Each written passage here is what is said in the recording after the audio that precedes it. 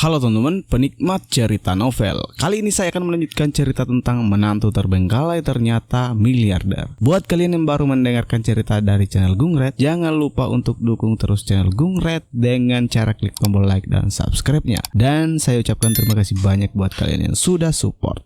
Bab 361. Anak buah Manson menjawab, "Tidak, Xuan Brahma sangat licik. Beberapa dari kita kehilangan jejaknya." Manson juga mengerutkan kening. Sepertinya kekuatan Xuan Brahma jauh lebih unggul dari Adinata. Adinata di pintu mendengus dingin, tidak satupun dari 3 bersaudara dari keluarga Brahma adalah tentara yang lemah.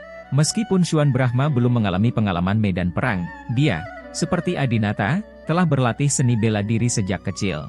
Dan orang ini adalah dewa tipu daya, sama seperti Loki di Thor. Dia hanya bisa menggoda orang lain, dan tidak ada orang lain yang bisa menggodanya. Ingin mengikutinya? Dengan bantuan Sakti Mulin dan prajurit udang serta jenderal kepiting ini, hal itu jelas mustahil. Namun, saat ini, bawahannya berkata, "Meskipun kami kehilangan Xuan Brahma, kami menemukan tempat persembunyian di mana Xuan Brahma bersembunyi di ibu kota." Adinata terkejut, dan Manson sangat gembira. "Di mana itu?"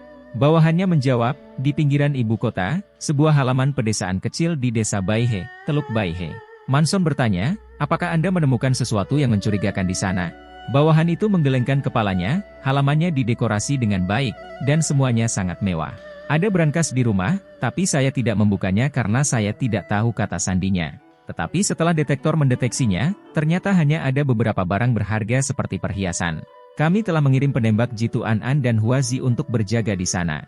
Manson mengangguk, meskipun dengan tingkat kelicikan Xuan Brahma, kemungkinan untuk kembali sangat rendah setelah mengetahui bahwa kami menemukan kediamannya, tetapi lebih baik tinggal di sana dan mengamati selama beberapa hari. "Xuan Brahma, sebaiknya jangan biarkan aku menangkapmu. Setelah aku menangkapmu, aku akan memotongmu menjadi beberapa bagian. Oke, kamu boleh keluar. Aku mau tidur. Jika ada berita tentang Xuan Brahma, datang dan beritahu aku secepatnya." "Ya." Melihat Manson hendak mematikan lampu dan pergi tidur, Adinata tahu bahwa jika dia tetap di sini, dia tidak akan bisa menguping informasi berguna apapun, jadi dia pergi dulu. Berjalan keluar dari gedung rumah sakit, Adinata berpikir dengan hati-hati di dalam hatinya. Kali ini, meskipun dia tidak mengetahui di mana Cynthia Yandra ditahan, dia masih mendengar informasi berguna. Kakak kedua benar-benar datang ke ibu kota. Dia masih punya rumah di pinggiran kota. Adinata sangat penasaran, maka ia segera naik taksi dan pergi ke desa Baihe, Teluk Baihe, di pinggiran kota. Dikelilingi oleh pegunungan dan dibangun di atas air. Desa ini hanya berjarak 50 meter dari pintu masuk arung jeram sungai Baihe, dan pemandangannya sangat bagus. Ada juga hutan besar di desa dan udaranya sangat bagus. Kakak kedua cukup pandai dalam memilih tempat. Adinata berjalan perlahan. Desa itu sangat besar, dan dia tidak tahu rumah mana yang merupakan rumah Xuan Brahma.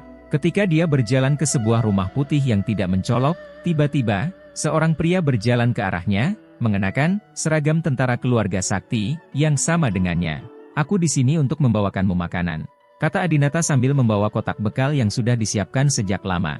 Sekarang jam 3 pagi, desa gelap, dan orang di seberangnya tidak mengenal Adinata sama sekali, jadi tidak ada kecurigaan. "Hebat, perutku keroncongan karena lapar."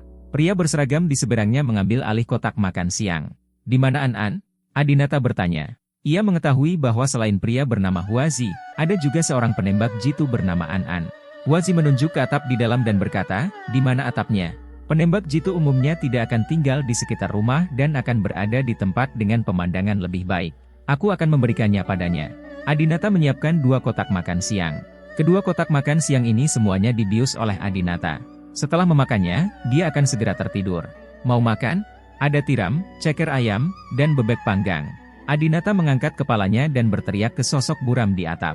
Tak lama kemudian, sesosok tubuh berotot melompat turun dari atap. Penembak jitu ini ternyata adalah seorang wanita, dan dia dalam kondisi yang baik. "Apakah kamu bertemu orang atau kendaraan yang mencurigakan ketika kamu datang ke sini?"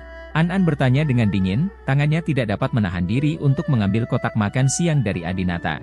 Adinata menggelengkan kepalanya, "Tidak, ini sudah larut malam, bahkan tidak ada hantu."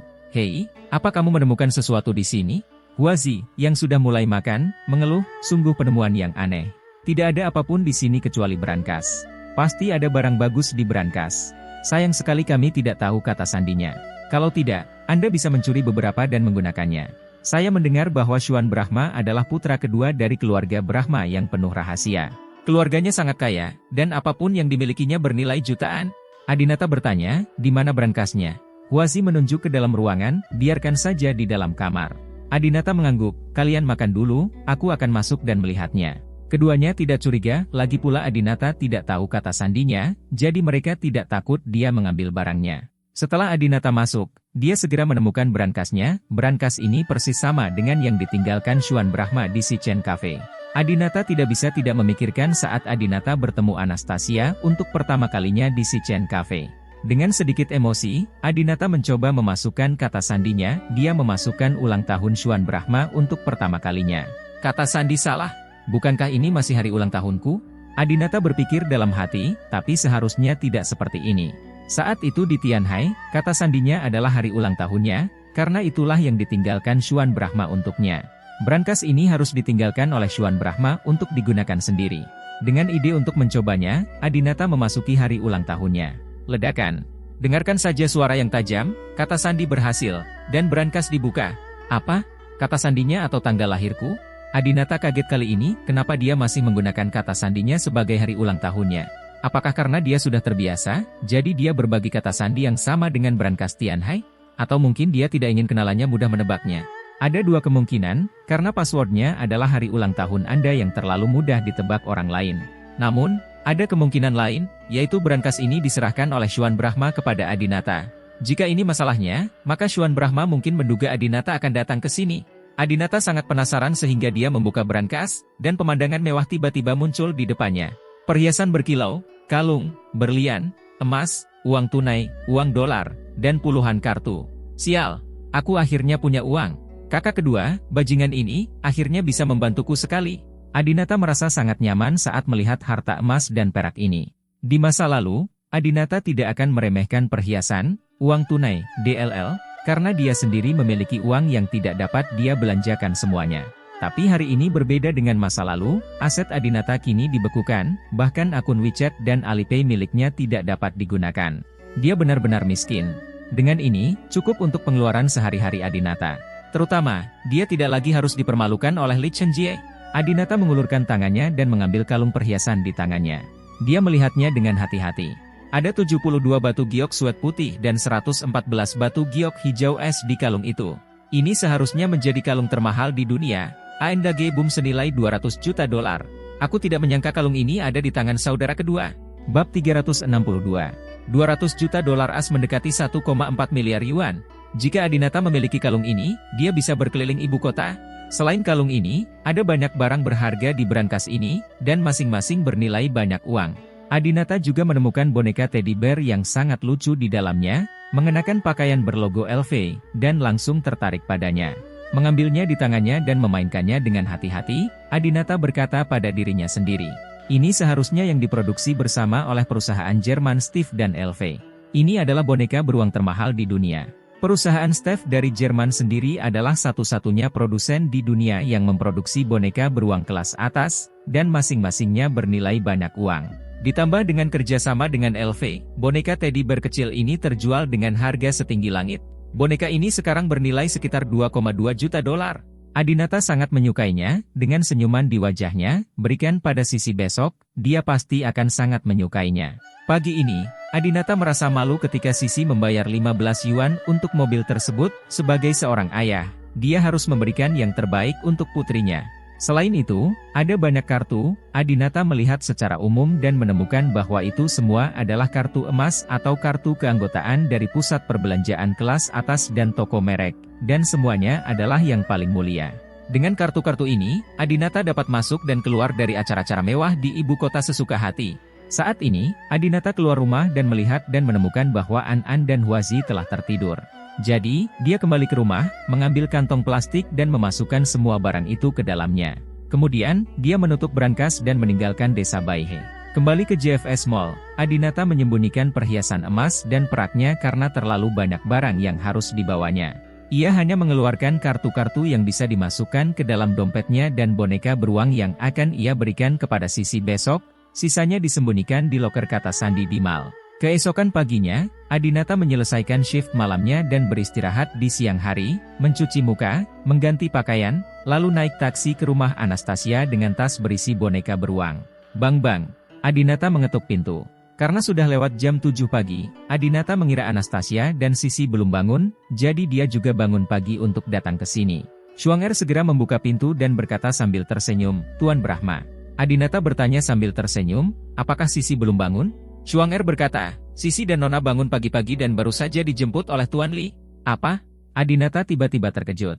Mungkinkah Li Chengjie bajingan ini tahu bahwa dia akan datang pagi-pagi sekali? Jadi dia menjemput Anastasia dan Sisi terlebih dahulu hanya untuk mencegah Adinata melihat putrinya.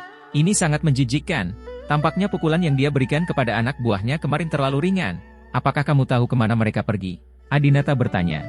Xuanger menjawab, "Ya, saya bertanya secara spesifik kepada Anda, mengatakan bahwa saya membawa Sisi ke China World City untuk bermain. Ada toko mainan yang bagus di sana, sepertinya namanya UFO Shiwa atau semacamnya." Adinata berkata, "Apakah itu EVO Quartz?"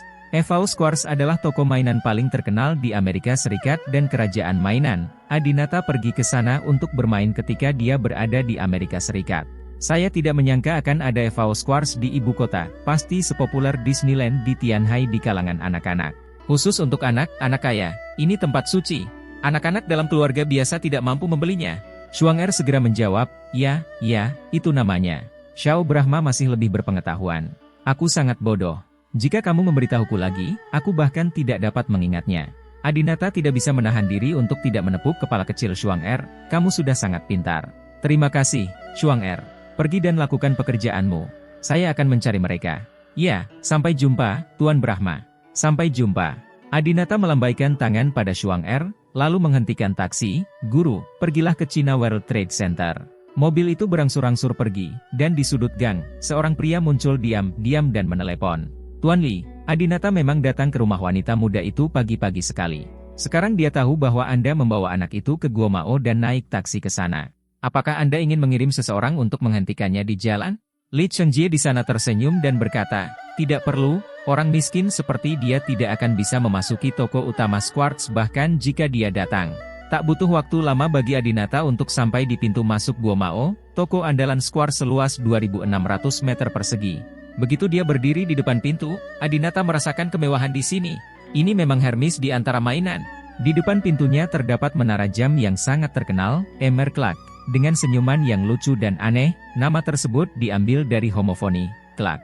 Tuan Crocker ini akan membuka suaranya dan menyanyikan sebuah lagu setiap jam, dan dia juga raja ekspresi yang sebenarnya. Banyak anak yang sangat menyukainya. Adinata datang ke pintu dan melirik etalase di sisi kiri dan kanan. Desain etalase juga sangat khusus, dan banyak mainan mewah yang dipajang. Tepat ketika Adinata melihat ke dalam jendela, dia menemukan bahwa dia melihat Sisi dan Anastasia, dan tentu saja Li Chengjie. "Ah, ayah!" Ketika Sisi melihat Adinata, dia segera bersandar ke jendela dan memanggil ayahnya. Anastasia dan Li Chengjie juga melihat Adinata. Sisi menepuk jendela dan berkata, "Ayah, cepat masuk." Adinata juga berkata ke jendela, "Baiklah, ayah akan segera masuk." Anastasia memasang ekspresi rumit, sementara Li Chengjie menyeringai. Karena mereka berdua tahu kalau ini di luar jam kerja dan orang biasa tidak bisa masuk sama sekali. Saat Adinata hendak masuk dari pintu, seorang anggota staf wanita tiba-tiba datang. "Maaf, Tuan, kami baru buka pada jam 10, Anda tidak bisa masuk sekarang." "Apa?" Adinata bingung. "Lalu bagaimana mereka bisa masuk?" Staf menjawab, "Mereka adalah anggota berlian EVO kami dan dapat bermain sendirian di toko selama di luar jam kerja. Ini mengharuskan Anda mengeluarkan lebih dari 5 juta yuan." Pada saat ini, Anastasia dan Li Chengjie sedang menonton pemandangan ini melalui jendela, dan Li Chengjie tidak dapat menahan kegembiraan di wajahnya. "Haha, bocah bodoh ini, hanya anggota berlian yang bisa masuk sebelum jam 10. Dia tidak mengetahui hal ini, jadi dia buru-buru naik taksi ke sini. Bodoh sekali." Anastasia sendiri tidak memiliki keanggotaan berlian di sini, hanya keanggotaan emas, jadi dia memandang Li Chengjie dan berkata, "Chengjie, bisakah kamu menggunakan keanggotaan berlianmu untuk membawa Adinata masuk?" Li Chengjie segera menunjukkan keengganannya. "Mengapa membawanya masuk? Segala sesuatu di sini sangat mahal. Jika Anda membawanya masuk, dia tidak mampu membelinya." Anastasia mengatupkan bibirnya. Dia juga tahu bahwa mainan di sini sangat mahal. Salah satunya berharga puluhan ribu dolar, dan Adinata tidak mampu membelinya. Jika dia masuk, saya khawatir harga dirinya akan semakin terpukul. Namun, Adinata adalah ayah Sisi. Dia datang ke sini pagi-pagi hanya untuk melihat putrinya. Akan sangat kejam jika dia hanya bisa menunggu di luar. Apalagi sekarang baru sekitar jam 7, jadi mereka pasti baru bisa berbelanja pada jam 10. Oke, Anastasia, berhentilah mencari. Ayo ke sana untuk memilih mainan untuk Sisi. Jika dia tidak bisa masuk, dia akan pergi. Li Chengjie meraih Anastasia dan menariknya masuk. Saat ini, Adinata melihat ke arah anggota staf wanita. Seperti apa keanggotaan berlian FAO Anda? Hah, anggota staf wanita itu tidak tahu kenapa. Adinata mengeluarkan dompetnya dan mengeluarkan banyak kartu, yang semuanya diambil dari brankas Xuan Brahma tadi malam, dan berkata, "Tolong bantu saya melihat apakah ada kartu keanggotaan berlian FAO Anda di sini." Bab 363. Adinata mengeluarkan begitu banyak kartu bagus sekaligus, yang benar-benar membuat takut staf FAO. Ketika mereka pertama kali melihat Adinata, para staf mengira Adinata adalah orang miskin ketika mereka melihat Adinata membawa tas lengkap. Lagi pula, toko-toko seperti Wanxiang hanyalah tempat yang dikunjungi oleh kaum muda dan miskin. Sebagian besar barang di dalamnya harganya tidak lebih dari 100 yuan, yang sangat murah dibandingkan dengan toko mewah seperti FAO. Ini mewakili dua ekstrim. Faktanya, Adinata tidak pergi berbelanja semuanya, dia hanya menemukan tas di ruang keamanan untuk meletakkan boneka teddy bear Sisi. Anggota staf mengambil tumpukan kartu dan melihatnya satu persatu. Dengan setiap kartu yang dia buka, tingkat keterkejutan di wajahnya secara bertahap meningkat. Pusat perbelanjaan JFS, kartu emas Sanlitun Taiko Oli, kartu emas VIP Studio 21A, keanggotaan berlian Super FAO. Mendengarkan teriakan staf, Adinata berkata, "Ketemu." Anggota staf perempuan itu memegang kartu dengan tulisan, "Anggota Super Berlian FAO," di atasnya, namun dia tertegun, "Itu tidak benar. Tingkat kartu keanggotaan tertinggi yang kami miliki di sini adalah keanggotaan berlian. Saya belum pernah mendengarnya. Apakah kamu punya keanggotaan berlian super? Apakah ini palsu?" Anggota staf wanita merasa bahwa Adinata membawa kantong plastik all-inclusive yang murah, tetapi ada begitu banyak kartu emas di dompetnya. Setiap kartu emas di dalamnya mungkin memerlukan biaya setidaknya beberapa juta untuk mengajukannya. Memiliki begitu banyak kartu emas berarti dia telah menghabiskan puluhan juta di berbagai toko. Namun di mata staf wanita, Adinata tidak terlihat seperti seseorang yang telah menghabiskan puluhan juta. Adinata sedikit tidak senang ketika dia ditanya, "Anda bukan orang baru di sini, kan? Atau apakah Anda memiliki otoritas yang terlalu rendah? Jika Anda tidak tahu, Anda dapat bertanya kepada manajer toko Anda untuk melihat apakah ada berlian super anggota." Staf itu ragu-ragu sejenak, "Oke, tunggu sebentar, saya akan menelepon manajer toko kami." Staf menelepon di depan Adinata. "Hai, manajer toko, maaf mengganggu istirahat Anda. Ada pelanggan yang mendapat keanggotaan Super Diamond FAO dan ingin masuk ke toko. Apakah toko kami memiliki level keanggotaan Super Diamond?" Anggota staf itu bertanya. Saya mendengar suara terkejut dari ujung telepon yang lain. "Anggota Super Diamond? Siapa namanya?" Staf meletakkan ponsel mereka dan bertanya pada Adinata. "Tuan, siapa nama Anda?" Adinata berpikir sejenak dan berkata, "Kamu Xuan." Staf mengangkat telepon dan menjawab, "Manajer toko, namanya Xuan Brahma." Manajer toko segera memerintahkan, "Perlakukan dia dengan standar perlakuan tertinggi. Jika Anda berani mengabaikannya sedikit pun, saya akan segera memecat Anda. Saya akan segera ke sana." Staf juga menjadi gugup. "Ya, manajer toko, saya akan memperlakukan Tuan Brahma dengan baik." Meletakkan telepon, staf dengan cepat membungkuk kepada Adinata dan meminta maaf. "Maaf, Tuan Brahma, saya terlalu muda untuk mengetahui kebenarannya. Saya tidak tahu ada tingkat keanggotaan berlian super, yang mana menyia-nyiakan waktumu yang berharga, silakan masuk dengan cepat." Adinata mengambil kartu itu dan memasukkannya kembali ke dompetnya, sepertinya kartu Xuan Brahma cukup berguna. Setelah masuk, staf langsung bertanya, "Tuan Brahma, apakah Anda sudah sarapan pagi ini? Apakah Anda ingin saya menyiapkan sarapan untuk Anda?" "Oh, aku sudah makan, terima kasih."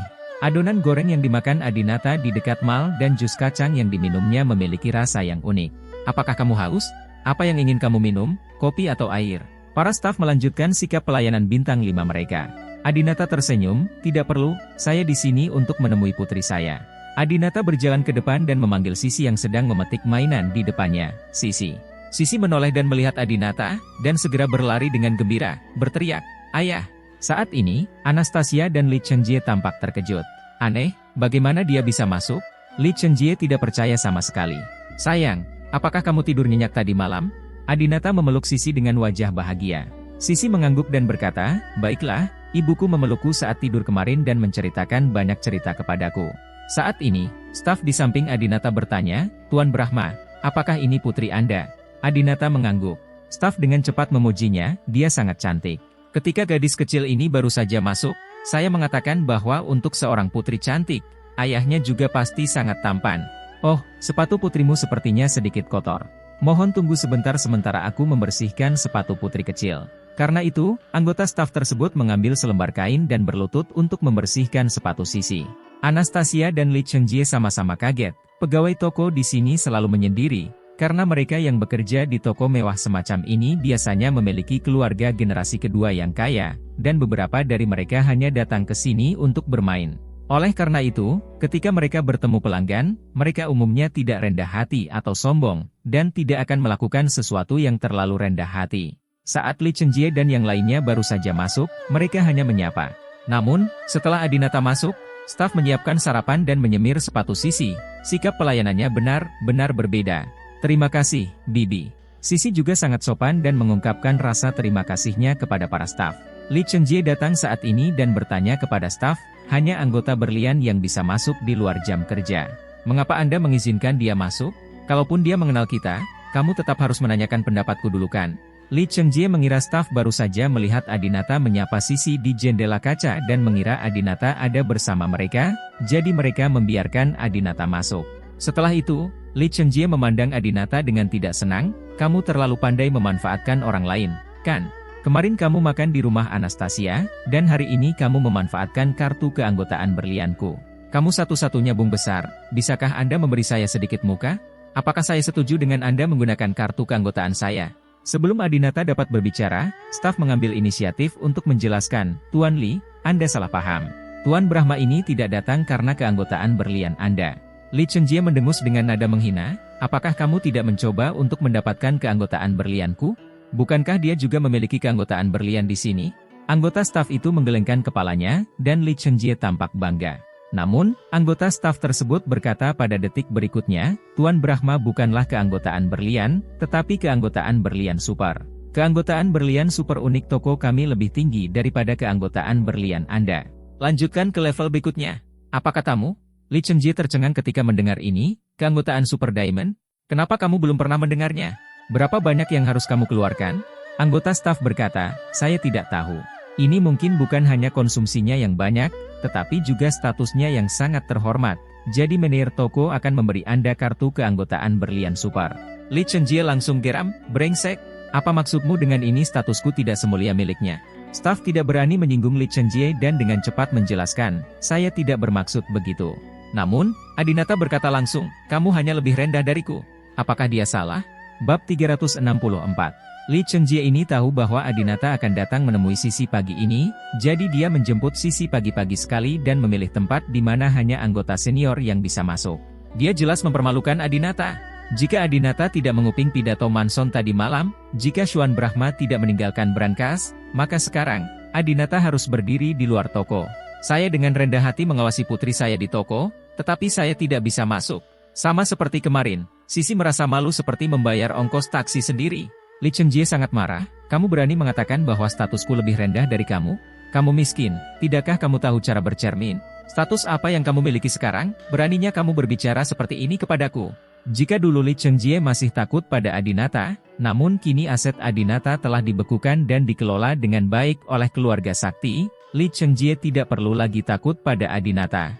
Pada saat ini, Anastasia datang dan berkata, oke, jangan berdebat lagi. Bukankah protagonis hari ini adalah Sisi?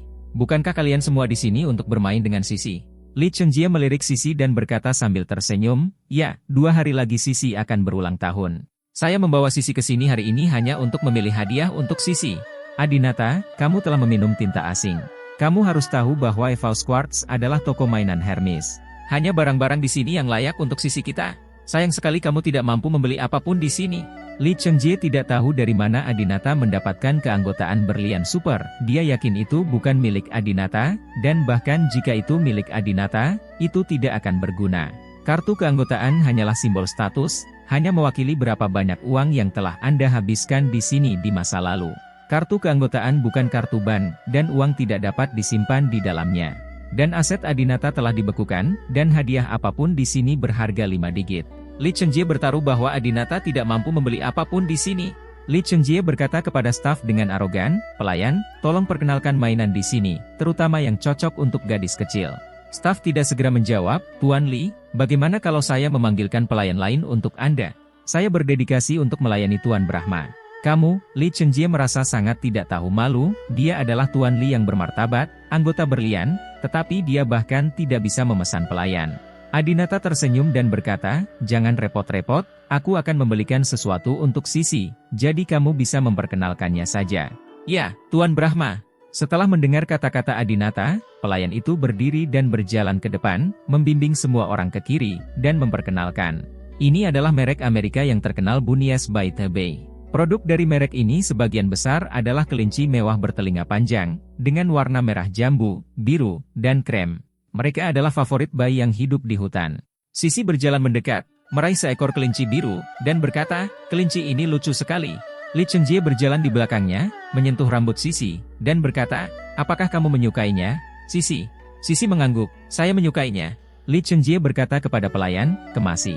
Lalu dia berkata, teruslah memilih. Pelayan membawa semua orang ke kanan dan mendatangi mobil mini Mercedes-Benz. Dia memperkenalkan, ini adalah mobil mainan. Meskipun ini mainan, namun dilapisi dengan Swarovski kristal, sangat indah, sangat mahal. Oh, mahal sekali? Berapa harganya? Mendengar pelayan mengatakan bahwa harganya sangat mahal, Li Chenjie secara khusus menanyakan harganya. Pelayan menjawab, harganya 299.999 yuan. 290.000? Mahal sekali? Anastasia terkejut.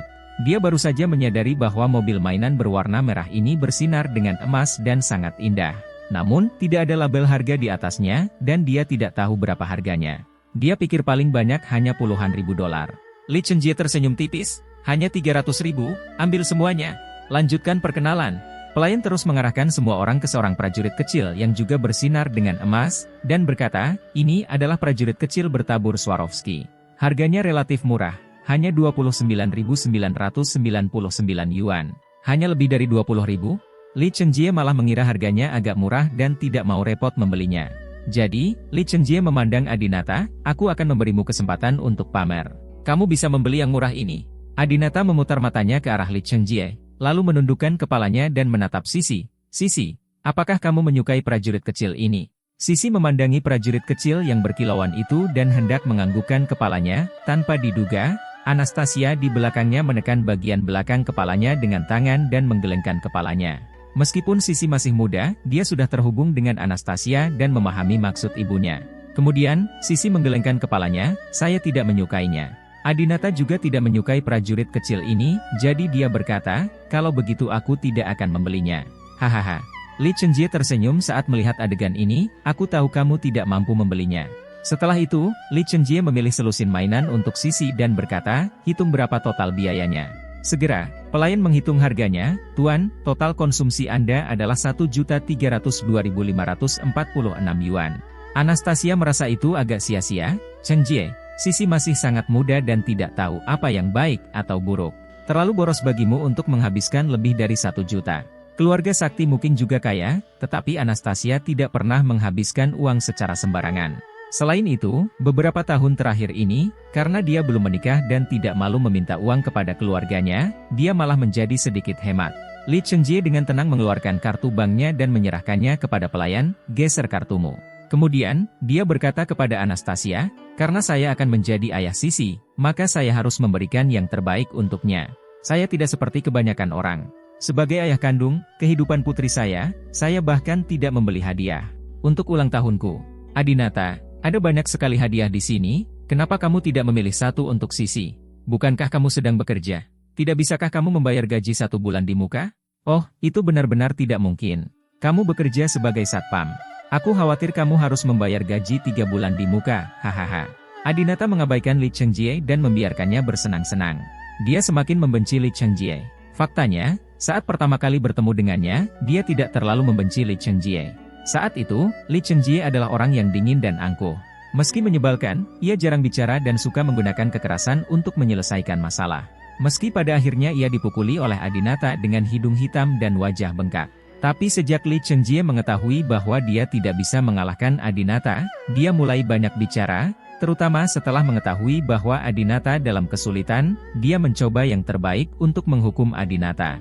Bagaikan lalat sial yang terus berdengung. Adinata memandang Sisi, mengambil tas lengkap di tangannya, dan berkata, "Sisi, ayah membelikanmu hadiah."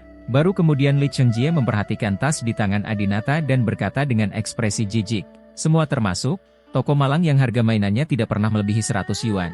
Anda benar-benar memberi Sisi hadiah yang begitu murah." Adinata tidak berkata apa-apa, dan mengeluarkan boneka teddy bear senilai 2,2 juta dolar AS, yang berarti lebih dari 10 juta yuan, dari tasnya. Begitu dikeluarkan, semua orang di toko tercengang. Bab 365. Boneka teddy bear ini bagaikan berlian, berkilauan di mata penjaga toko dan semua orang. Jika Adinata mengeluarkan boneka teddy bear ini pada kesempatan lain, mungkin tidak akan ada tanggapan sebesar itu. Lagi pula, tidak semua orang mengetahui barang tersebut. Apalagi hal ini bukan terkait punya uang atau tidak, tapi soal fokus di lapangan. Seperti halnya, Anda mengambil sepasang sepatu Travis SBSP, X Air Jordan 1 dan meminta orang terkaya menebak berapa harga sepatu tersebut. Saya yakin orang terkaya tidak bisa menebak harga spesifiknya, dia mungkin mengira harganya hanya sekitar 1000 yuan. Begitu pula dengan boneka teddy bear ini, kalau dibiarkan orang yang tidak tahu cara menebaknya, harganya paling banyak puluhan ribu yuan, dan tidak boleh lebih tinggi. Namun pegawai di sini bukanlah orang biasa, mereka adalah pegawai di toko mainan mewah, tentu saja mereka paling tahu tentang mainan mewah di dunia. Pelayan terkejut, mungkinkah ini boneka teddy bear termahal di dunia? Hasil kolaborasi perusahaan Steiff Jerman dan LV. Ketika Sisi melihat boneka beruang itu, dia langsung dengan senang hati memegangnya di tangannya dan tidak bisa meletakkannya. Ah, boneka beruang yang memakai pakaian. Anastasia mau tidak mau mengulurkan tangan dan menyentuh pakaian LV yang dikenakan boneka beruang itu. Ketika dia menyentuh kain itu, Anastasia segera merasakan pengerjaan yang sangat indah. Sebagai wanita tercantik di ibu kota, Anastasia tentu sangat menyadari hasil karya LV dan pernah menggunakan pakaian dan tas LV. Karyawan toko lainnya juga berkumpul, benarkah? Apakah boneka beruang itu bernilai lebih dari 2 juta dolar AS? 2 juta. Mendengar harga tersebut, wajah Li Chengjie langsung menjadi malu. Dia membeli begitu banyak hadiah di toko ini, yang totalnya hanya lebih dari 1 juta yuan, yang masih RMB. Dibandingkan dengan hadiah Adinata lebih dari 10 juta, itu tidak ada bandingannya. Li Chengjie merasa sangat malu, maka ia segera mengambil boneka beruang itu dari tangan Sisi, melihatnya, dan berkata, "Ini palsu." Setelah mengatakan itu, dia membuangnya jauh-jauh. Teddy bear yang bernilai lebih dari 10 juta itu dilempar ke tanah oleh Li Chengjie. "Li Chengjie, kamu mencari kematian. Segera ambilkan boneka beruang itu untukku. Aku akan mengambilnya, aku akan mengambilnya." Pelayan itu segera berbicara. Namun, Adinata memarahi, "Tidak ada di antara kalian yang ingin mengambilnya. Saya ingin dia mengambilnya." Namun, Li Chengjie yakin, "Mengapa saya harus membeli barang palsu yang bernilai ratusan atau bahkan puluhan dolar?" Adinata berkata dengan marah, "Matamu yang mana yang bisa mengatakan bahwa itu palsu? Tahukah kamu bagaimana cara membedakannya?" Li Chengjie berkata, "Saya tidak mengerti, tapi saya tahu Anda bahkan tidak punya uang untuk naik taksi. Anda hanya seorang penjaga keamanan. Anda tidak akan pernah mampu membeli hadiah senilai lebih dari 10 juta. Kali ini, Anastasia menyela, mungkin itu hadiah yang sudah lama dibeli Adinata. Li Chengjie berpikir sejenak dan berkata, "Tidak, barang-barang berharga miliknya telah dibekukan dan tidak dapat dikeluarkan. Ini pasti palsu. Jika benar, dia pasti mengeluarkannya dan menjualnya demi uang. Tidak. Berikan itu ke Sisi." "Sial, Sisi adalah putri kandungku, bagaimana aku bisa menjual hadiah yang kuberikan padanya untuk menghasilkan uang?" Li Chengjie ini benar-benar menggunakan hati seorang penjahat untuk menilai hati seorang pria sejati. Adinata berkata dengan marah, "Saya akan menghitung sampai 3 dan mengambil boneka beruang itu, jika tidak, jangan salahkan saya karena mengambil tindakan." Li Chengjie juga mengepalkan tangannya, "Ayo, jika kamu menang, masuk penjara, jika kalah, pergi ke rumah sakit. Saya bisa menerima kedua hasil tersebut, tetapi kamu tidak bisa." Anastasia tidak ingin mereka berdua melakukan apapun, dan berkata kepada Li Chengjie, "Chengjie, ini salahmu. Bagaimana kamu bisa membuang hadiah yang Adinata berikan kepada Sisi?" Menghadapi kekuatan Anastasia, Li Chengjie berkata, "Kecuali itu boneka beruang asli yang bernilai lebih dari 10 juta, mengapa saya harus menundukkan kepala untuk yang palsu?" Anastasia memandangi pelayan, "Bisakah Anda memverifikasi keaslian mainan itu?" Anastasia percaya bahwa Adinata tidak akan berbohong, jadi dia meminta pemeriksaan. Pelayan menggelengkan kepalanya, "Menir toko kami sering bepergian keliling dunia dan mendapat banyak informasi.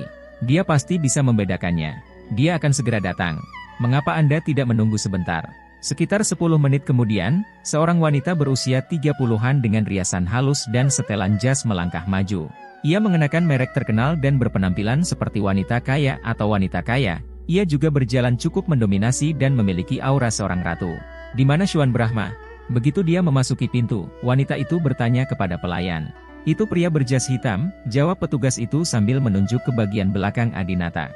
Wanita itu berjalan dengan cepat, dan sebelum Adinata berbalik, dia menampar punggung Adinata dengan keras. Kamu orang yang tidak berperasaan, kamu masih tahu bagaimana caranya datang ke sini. Adinata tiba-tiba berbalik dan melihat seorang wanita paruh-baya yang sangat dewasa dan menawan dengan tanda tanya di wajahnya. Apakah kamu Menir Sabto? Adinata bertanya. Menir Sabto tercengang saat melihat Adinata. Siapa kamu? Bagaimana kamu menggunakan kartu berlian Super Syuan Brahma? Adinata menjelaskan, oh, Syuan Brahma adalah saudaraku. Wajah menawan Menir Sabto langsung menampakkan senyuman. Oh, ternyata dia adalah adik laki-laki Syuan Brahma. Orang jahat itu selalu menyombongkan diri bahwa dialah yang paling tampan di antara saudara-saudaranya. Dia jelas tidak setampan kamu. Adinata sedikit malu, dia tahu bahwa Menir Toko Chai yang menawan pasti memiliki hubungan yang tidak biasa dengan saudara laki-laki keduanya. Adinata berkata, Menir Sabto, Anda datang tepat pada waktunya. Saya ingin meminta Anda memverifikasi apakah boneka beruang yang saya bawa itu asli. Ketika Menir Sabto melihat boneka beruang itu diletakkan di tanah, dia segera berlari dengan kesusahan. Hei, bukankah ini boneka beruang yang dikolaborasikan oleh Steve Company dan LV? Nilainya lebih dari 2 juta dolar AS. Bagaimana kalian bisa membiarkan pelanggan membayar lebih dari 10 juta dolar AS? Kalian menaruh sesuatu di atas tanah, tidakkah kamu tahu kamu mengambilnya? Adinata berkata, saya tidak menyalahkan mereka. Saya tidak membiarkan mereka mengambilnya. Mohon konfirmasi apakah itu asli. Menir Sabto menyentuh bahan LV, lalu dengan cermat melihat pembuatan boneka beruang tersebut, lalu berkata, 100% asli. Saya telah mengunjungi perusahaan Steve dan ini adalah boneka beruang yang diproduksi oleh perusahaan mereka. Adinata mengangguk, oke, terima kasih. Menir Sabto, Anda bisa meletakkan boneka beruang itu. Menaruhnya di tanah? Menir Sabto bertanya dengan ragu. Ya, Adinata membenarkan, lalu menunjuk boneka beruang itu ke Li Chengjie. Mengapa kamu membuangnya sekarang? Mengapa kamu mengambilkannya untukku? Di depan banyak orang, Li Chengjie secara alami tidak mau melakukan hal yang begitu sederhana. Hanya saja tidak ada anak buahnya yang mengikutinya, jika tidak, dia bisa saja melakukan ini untuknya. Melihat keterlambatan Li Chengjie, Adinata berkata, jika kamu tidak ingin mengambilnya, tidak apa-apa. Kamu melemparkan lebih dari 10 juta barangku ke tanah, dan semua pakaiannya kotor. Itu adalah pakaian LV, dan beruang kecil juga kamu sangat takut, aku akan menagihmu ganti rugi 1 juta, bukankah itu berlebihan? Dua pilihan, beri aku uang tunai 1 juta sekarang, atau ambil mainannya.